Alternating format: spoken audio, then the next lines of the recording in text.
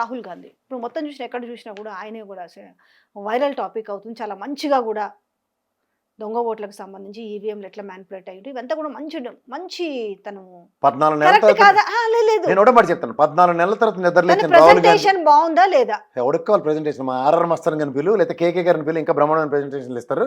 లేకపోతే అందరికి అర్థమయ్యేలా మేల్కొల్పే విధంగా లేదా? ఓహో మా చెడ్డ మేలుకొల్పిన 14 నెలలు బట్టి మా చింత రాజశేఖర్ గారిని పిలు, ఇంకా బ్రహ్మాండంగా చెప్తాడు.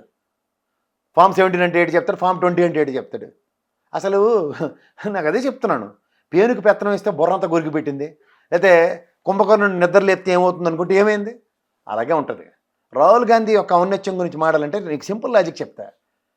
ఇదే పార్లమెంటు ఉభయ సభల్లో అతనికి ఉన్న పవరు, అంటే మీన్ టు సే స్ట్రాంగెస్ట్ అపోజిషన్స్గా ఉన్న ఉభయ హౌసెస్లో ఇవాళ ఉభయ హౌసెస్ని స్తంభింపజేసి 14 నుంచి జరుగుతున్న ఘరావుల్ని ప్రస్ఫుటంగా ప్రజాస్వామ్యంలో చర్చించిన అంశాలు చేస్తూ ఎలక్షన్ కమిషన్, ఎందుకంటే స్వతంత్ర ప్రతిపత్తి కలిగింది కాబట్టి అక్కడికి పిలిచి కాల్ఫర్ చేయాలి. కళ్ళ ముందు 24,70,000 ఓట్లు ఇక్కడ ఎత్తేస్తే సారీ చెప్పిన రజత్ కుమార్. మొన్న జరిగిన ఎలక్షన్స్లో భయంకరంగా మీనా లాంటి వ్యక్తి ఆంధ్రప్రదేశ్ రాజకీయాల గురించి ఒక్క మాట మాట్లాడకూడదు ఇవాళ మా రాహుల్ గాంధీ. ఇవాళ ఏ ప్రాతిపదికన మాట్లాడారు? తెలంగాణలో కాంగ్రెస్ ప్రభుత్వం వచ్చింది, వాళ్ళకి వచ్చిన ఓట్లేని వీళ్ళకి వచ్చిన ఓట్లేని, దీని మీద ఎక్కడైనా ప్రక్షాళించి మాట్లాడా? తెలంగాణలో ఎక్కడైనా బీజేపీ 8 సీట్లు ఏ ప్రాతిపదిక మీద గెలుస్తుంది? మాట్లాడా? 14 నెలలు పట్టింది నిద్రలేగడానికి. కుంభకర్ణులు నిద్రపోయాడు అప్పటిదాకా. పవర్ పాయింట్ ప్రెజెంటేషన్ బాగా ఇచ్చారు, నాకు ఇంగ్లీష్ మొక్కలు వచ్చి కాబట్టి. 8 సీట్లు ఎట్లా గెలిచాయంటారు ఇక్కడ బీజేపీ? మనం జడ్డి వేదలం కాబట్టి ఎంఐఎం పార్టీ దిక్కుదేమో, లేకపోతే కిషన్ రెడ్డికి వెళ్ళాడు, మిగిలిన అందరూ ఎక్కడి నుంచి గెలుచుకొస్తారు? బండి సంజయ్ ప్రపంచం తిరగబెట్టించిన కరీంనగర్లో గెలిచారంటే వినోద్ కుమార్ జడ్డితనం అని చెప్పాలి. పసుపు తెచ్చి తిరగబెట్టించడన్నా అక్కడ అరవింద్ గారికి గెలిపించుకున్నారు. ఈ పడిదానికి కవితమని అయితే ఎట్లు ఎత్తి కూర్చోబెడతారు పసుపు తేలేదని. మొత్తం పార్లమెంట్ అవార్డు కూడా వస్తుంది మన ఎత్తికి. ఎవరమ్మా వాళ్ళంతా యాడ్ నుంచి గెలుచుకొచ్చిండ్రు? వాళ్ళు ఒక కాన్స్పిరసీ థియరీని అడాప్ట్ చేసుకుని చేస్తున్న ఎలక్షన్ కమిషన్ ప్రకారం ఫస్ట్ థింగ్ గౌరవ సుప్రీంకోర్టుకి సారీ చెప్పింది. ఎస్ఓపి మెజరబుల్ ఫెయిల్యూర్, అంటే స్టాండర్డ్ ఆపరేటింగ్ ప్రొసీజర్ ఏదైతే ఫాలో అయ్యారో ఫెజర్లు, సుప్రీంకోర్టు ఇచ్చిన ఎస్ఓపిని కూడా ఫాలో అవ్వలేదు. తర్వాత ఇప్పుడు నిద్రలేచి రాహుల్ గాంధీ దేశవ్యాప్తంగా గొడవలు చేస్తాడా? అసలు నాకు తెలియక అడుగుతా. ఫస్ట్ జాతీయ పార్టీ ఏమండి, సారీ మీరు బీజేపీ ఇద్దరు తోడు దొంగలే. ఎందుకు చెప్తున్నానంటే ఇదే ఎలక్షన్ కమిషన్కి శాసన్ గారు అనే మహానుభావుడు ఉన్నప్పుడు సూపరేటివ్ డిగ్రీస్తో సక్రమంగా ఎలక్షన్స్ నిర్వర్తిస్తుంటే కడుపు మంట తట్టుకోలేక మీ ఇద్దరు ఒకటైపోయి ఇంకో ఇద్దరిని తెచ్చి నెత్తికెట్టారు మీరు. ఇదే కాన్స్టిట్యూషన్ అమెండ్మెంట్. ఇవాళ ఎలక్షన్ కమిషన్ ఇంత దారుణంగా, ఇంత దయనీయంగా ప్రజాస్వామ్యాన్నే పణంగా పెడుతూ నీచ నికృష్టమైన ఎలక్షన్స్ చేస్తుంటే గుడ్డుగురానికి ఫలితం అవుతున్నారు మీరు. ఇప్పుడు నిద్రలేస్తావా? ఏంటి ర్యాలీలు తీసుకెళ్తావా ఎంపీలని? పార్లమెంట్లో కూర్చుని స్తంభింపజేసి కంటిన్యూస్ క్వశ్చనర్లు ఉండి ఇది పలానా నియోజకవర్గంలో దాష్టికం, ఆ పర్టికులర్ ఎంపీని నిలబెట్టి మాట్లాడు. అపోజిషన్ అడిగితే ఆడికి వాలింగ్ ఇవ్వు, రూలింగ్ ఓడి కాడికి వాలింగ్ ఇవ్వు, రూలింగ్ ఇవ్వమని దాని మీద కాల్ఫర్ చేయండి ఎలక్షన్ కమిషన్ని.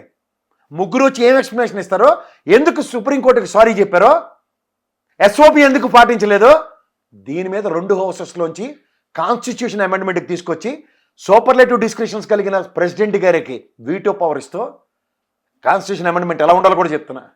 ఎలక్షన్ కమిషన్ ముందున్న దేశంలో ఉన్న ఐఏఎస్ ఆఫీసర్స్ అందరూ, ఎందుకంటే వాళ్ళే ఈవోస్ కదా, ఎలక్షన్ రిటర్నింగ్ ఆఫీసర్స్ వాళ్ళే, వాళ్ళకి ఏ డిస్ట్రిక్ట్ నుంచి ఏ డిస్ట్రిక్ట్కి వేస్తున్నావో ఓన్లీ 15 డేస్ ముందు సూపర్లేటివ్ డిస్క్రిప్షన్స్తో ప్రెసిడెంట్ ఆఫ్ ఇండియా ఒక గజెట్ రిలీజ్ చేస్తూ ఎక్కడో ఊరవతలో తీసుకొచ్చి ఇక్కడ ఆంధ్రప్రదేశ్లోనూ తీసుకెళ్ళి ఆ ఊరవతలో మొత్తానికి షఫలింగ్తో under the directions and the guidelines of చేస్తే దాని గురించి మాట్లాడవచ్చు. ప్రజాస్వామ్యాన్ని కూనీ చేస్తూ రక్షించబడే భక్షకుడై ప్రజాస్వామ్యాన్ని బొరుstu పట్టిస్తుంటే ఏంటి దాని ముందు గొడవలు చేస్తావా? ఆమరణ దీక్ష కూర్చో, ఫస్ట్ వెళ్ళి ఆమరణ దీక్ష కూర్చుని ఎలక్షన్ ఆఫీస్ని కాల్ఫర్ చేయి. ఎందుకంటే మనం రద్దు చేయలేని దౌర్భాగ్య స్థితి వాళ్ళకున్న ఇండిపెండెంట్ ఎకానమీ ఎంటిటీతో. డీకారణం ఎలక్షన్ ఏమైందమ్మా? తెల్లారితే ఎలక్షన్లు పెట్టుకుని నువ్వే గెలిచేవాట. ఈ చెన్నమనేని రమేష్ 2 సార్లు జర్మనీ సిటిజన్ రా బాబా అనర్హుడు అంటే చక్కమోజం చేసిన ఎలక్షన్ కమిషన్ 2 సార్లు ఆయన గెలిపించిన తర్వాత 3వ సారి ఈసారి నువ్వు నిలబడకట. తగరాలా ఎడ్డోళం అనుకుంటారా మనం? అమరావతిలో శవయాత్రలు చేశారు అక్కడ. ఇక్కడ ఆంధ్రప్రదేశ్ కాదు, మహారాష్ట్రలో. అప్పుడు నిద్రపోయాడు Rahul Gandhi. Very next moment దేశవ్యాప్తంగా 105 రోజుల లోపల ఆ వీవీప్యాట్లో స్లిప్పులు కాల్చేస్తే మేనాక ఓడిచ్చాడు డిస్కషన్ అని గొడవ చేసినంత ఉందా?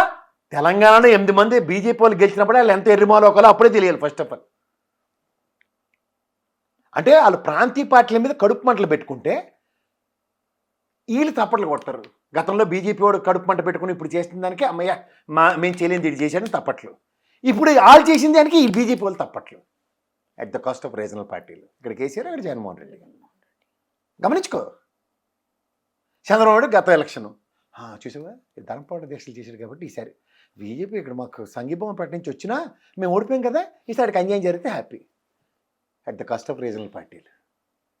ఇది గమనించుకొని ఎర్రిమోలోకం రీజనల్ పార్టీలు.